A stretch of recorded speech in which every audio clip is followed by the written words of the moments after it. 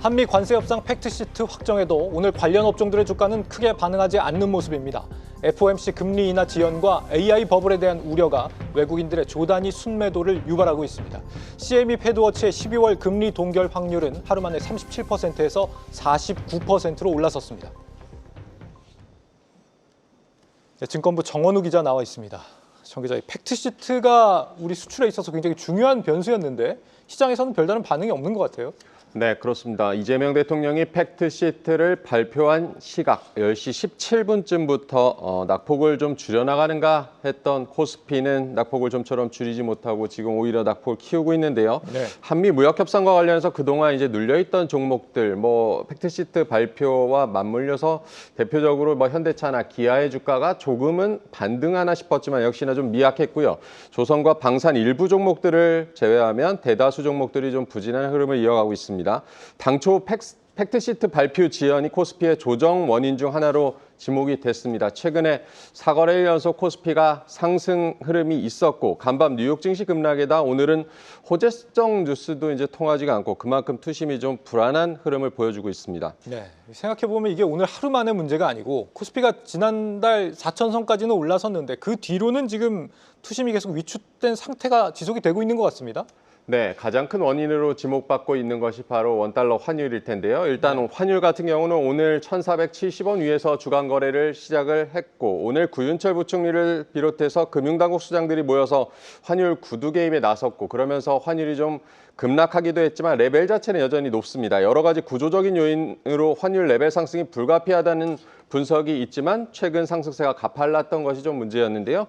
오늘도 이제 외환 당국이 실질적인 개입에 나서는 것으로 보이지만 국내 투자자들의 미국 주식 투자가 표에서 보시는 것처럼 여전히 활발하고 외국인들의 한국 주식 매도도 이어지면서 악순환이 지속되고 있습니다. 집계를 해보니까 서학개미들이 미국 주식 순매수가 11월에만 4조 원이 넘었고요. 네. 외국인 코스피 순매도는 8조 원이 넘었습니다. 11월 이제 절반 정도가 지났는데 12조 원이 넘는 자금이 빠져나가 보다 보니까 지금 환율 레벨이 설명이 될 수 있습니다. 네.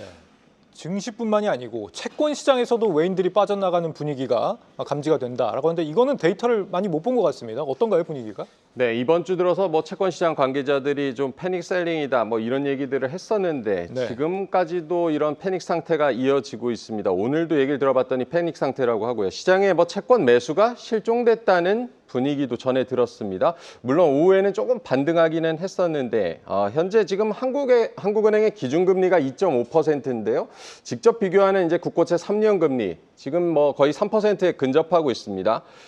통상 금리 인하기라면 시장 금리가 기준금리보다 낮은 상태에 있는 것이 좀 자연스러운데 9월 말까지만 해도 3년 금리가 2.5% 아래에 있었는데 한 달 보름 정도 지난 사이에 0.5%포인트나 올랐습니다. 이러다 보니까 금리 발작이라는 표현까지 등장을 하고 있고요. 네. 금리가 오른다는 것은 채권 가격이 하락하고 있다는 뜻인데요. 외국인들의 매도가 지금 거센 상황입니다. 외국인들은 주로 이제 우리 국채 시장, 국채 선물에 투자를 하는데요. 외국인들 국채 10년 선물 이달 들어서만 2조 3천억 원 이상 팔고 있습니다.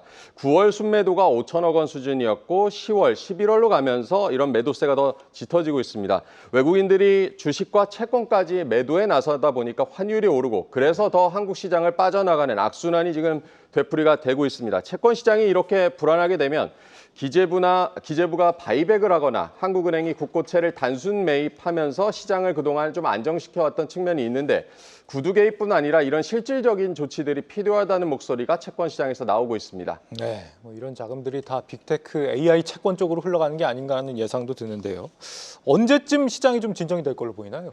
일단은 한국 증시는 그동안 독자적인 모멘텀으로 다른 증시보다 좀 주목을 받아왔고 최근에는 뉴욕 증시와의 좀 커플링 현상이 좀 목격이 되고 있습니다. 여기에는 글로벌 매크로 불확실성이 좀 자리 잡고 있다라고 봐야겠는데요. 연준 셧다운이 공식적으로 해제가 됐지만 역시 재료 소멸로 지난밤 뉴욕 증시 큰 낙폭을 보였고 여기에는 연준의 12월 금리 인하 전망이 빠르게 식고 있는 것이 주요 원인으로 분석이 됐습니다. 연준 인사들의 매파적 발언이 한몫을 했고요. 패드워치상으로 아까 말씀해 주신 대로 12월 금리 인하 동결 그리고 인하 전망이 팽팽한 상황입니다. 한국의 시장금리 상승도 이창용 총재의 블룸버그와의 인터뷰 내용, 금리 인하의 강도와 시기, 심지어는 방향 전환까지도 데이터에 달려있다라는 매파적인 발언에서 좀 비롯됐다고 분석이 되는데요. 한국이나 미국이나 이 매파적인 목소리가 전면에 자리 잡고 있는 한 증시 랠리는 좀 어려울 것이라는 분석이 있습니다. 다시 완화적인 통화 정책이 부상해야 금리와 환율이 좀 안정이 될 텐데 그때까지의 증시의 변동성은 지속될 것으로 보입니다. 네, 불안한 오늘의 시장 상황 진단해봤습니다. 정원우 기자였습니다.